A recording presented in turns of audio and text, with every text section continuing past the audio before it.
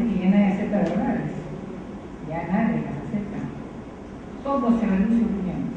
Como decía una amiga que tengo, que hasta los 10 mandamientos tienen que cambiar porque eso es opinable en él. Y que para ella los mandamientos son 7, porque hay 3 que le fastidia bastantísimo. Entonces, con este planteamiento, todo tiene que cambiar. Claro, esto es una traición a la verdad, porque la verdad es la manifestación del ser, de lo que es. La verdad es el manifestarse de la realidad. Verdad y ser son la misma cosa. En cambio, la mentira es carencia de ser. Por eso la mentira es acá, se desploma siempre, porque no tiene entidad, no tiene ser, es el no ser. La verdad es lo que es, la manifestación del ser. Entonces, la gente sigue en la mediocridad cuando nada en esas aguas de la superficialidad, del error, de los prejuicios, encerrados en prejuicios. Ya ven, se va a hablar de esto, de quien sea, y los prejuicios. ¿De dónde se fabricó esos prejuicios? Además, a veces por contagio de los teléfonos, como no piensa por cuenta propia, también se ven buscando prejuicios de otros, y no va por cuenta propia de pensar. Y la libertad, las humanidades también liberan de la servidumbre de una especialización obsesiva. Tengo que ser más en esto, pero solo en esto y lo demás. Las humanidades son muchísimo más allá. Por eso una persona culta, que la gente, bueno, que realmente apostó por las humanidades, es culta. Y el hombre culto es rocoso. La mujer culta es rocosa, de roca. No conoce el aburrimiento. Disfruta con una muy buena exposición, disfruta con la buena fotografía, disfruta con mostrarse en su esplendor tantos campos de la naturaleza, disfruta con un buen libro, disfruta con una muy buena obra de teatro, con todo, el culto. Me abierto, me interesan mucho las cosas. La formación humanística asegura que la gente joven adquiera la perspicacia y visión sintética de un intelectual. Y hay universitarios, estos aficionados a la lectura, estos que ustedes ven entrar a sus bibliotecas y piden un libro y pido, y aquí viene la gran pregunta. ¿Usted qué me recomienda? ¿Tiene un libro que me puede recomendar? Ahí está nuestro papel también para ayudar a la formación de toda esta gente joven. ¿Qué recomienda? ¿Y por qué? ¿Qué y por qué? ¿Qué te gusta? ¿Qué te gusta? Si estás buscando una novela, la prefieres de aventuras, la prefieres de carácter biográfico, histórico, porque mira, si ves Ajeno Oriente, muy buena, ¿has leído Lin Yutang alguna vez? No, me la comentan, es interesantísimo. Pero hay una más moderna, Lin Yutang, muy interesante, pero ya mucho más moderna, Cisnes Salvajes. Es un libro que tiene 570 páginas, que yo he leído sin perder una palabra, y que se lo recomiendo vivamente, ¿no? Cisnes Salvajes es la historia de 3 generaciones, lo cuenta ella, ella vive, todavía está casada en Inglaterra, con una iglesia, cuando sale de China, por fin. Pero es la historia de 3 generaciones de la China. Este libro no queda nada por saber de China.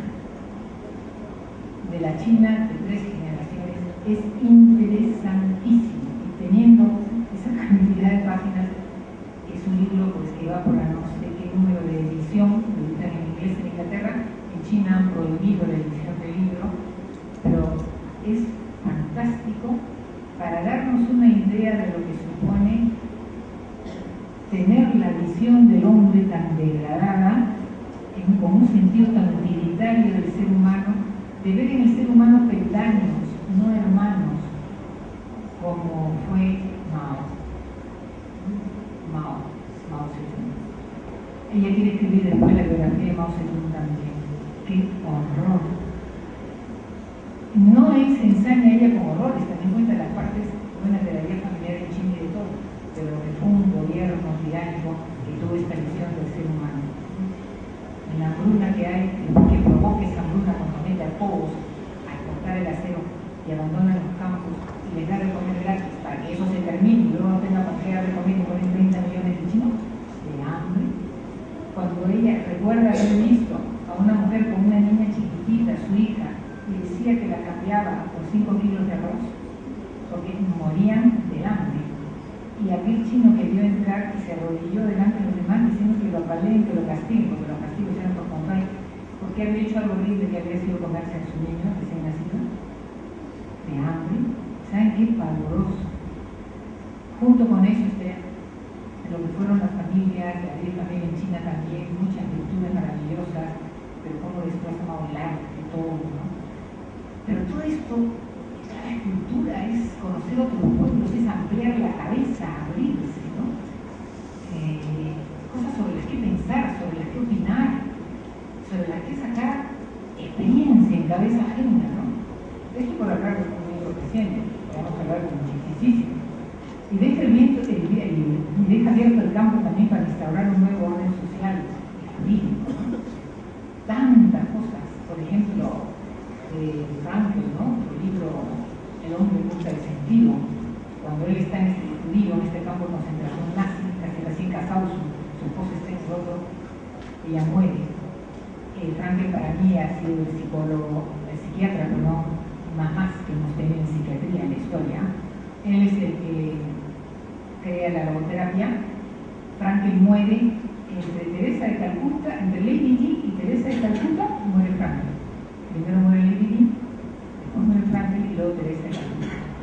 Y quizá porque el renombre de Lady Di y de Teresa de Calcuta acaparan el interés y la opinión internacional, el de Frankl quizá es un poquito más desapercibido, se convierte al catolicismo antes de morir.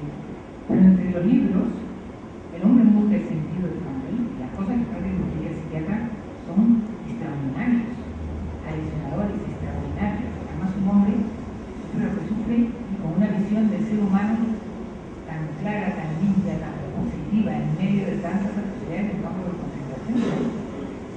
¿Por qué las humanidades entonces?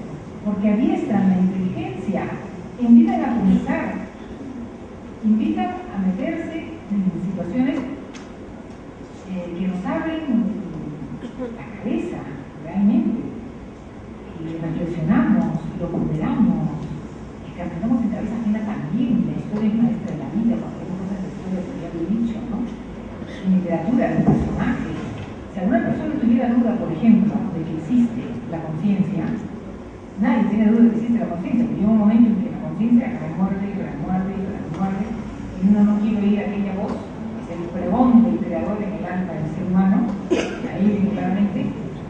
Pues si alguno dijera, no sé cuántos, o que quiere ahogar la voz de la conciencia cada vez más, pues le recomiendo simplemente que lea Crimen y Castigo de Dostoyevski.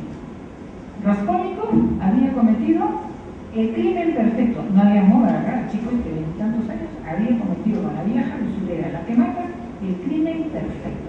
Ni una sola prueba, en todo su entorno no había quien lo acuse. Estaba de deshice de la vieja por robarle y ¿quién lo delata? ¿Quién lo delata? ¿Quién lo deja sin dormir? ¿Quién? La conciencia, su conciencia, la conciencia y las 400 y pico páginas de Crimen y Castigo o menos son extraordinarias, aleccionadoras. Entonces, Raskolnikov hay muchísimos que hacen esto, y el único que los acusa es su conciencia, pero que esto existe. Entonces adiestran la inteligencia, disciplinan la voluntad, inspiran el amor al bien y a la belleza, educan la sensibilidad. La sensibilidad solo se puede educar poniendo en contacto con la belleza, a través de la mostración de lo bello. Por eso las corrientes que vemos ahora de generar monstruos y brujas y cosas terroríficas, no se crean que esto viene dado, no se lo crean gratuitamente. Esto no es neutro. Esto es una campaña en la que hay que romper la noción de lo bello en los niños, en las personas. Los juguetes son monstruosos. Dinosaurios, yo les abrazaba a dinosaurios, nosotros de chiquitas ni en moldas, pero teníamos abrazar a un dinosaurio.